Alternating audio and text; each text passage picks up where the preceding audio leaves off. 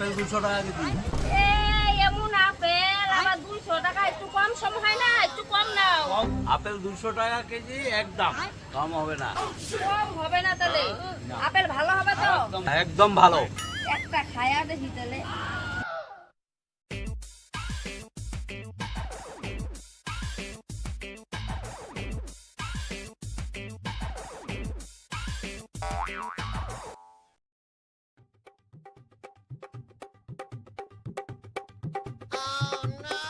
দুটা আপেল তো ঢুকাইলা ভিতরে।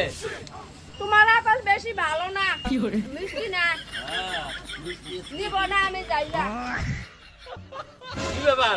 দুটা আপেল খাইলা, আবার দুটা আপেল আঁচলে নিজে লাগাই নিয়ে গেলা। কই পয়সা, কই পয়সা?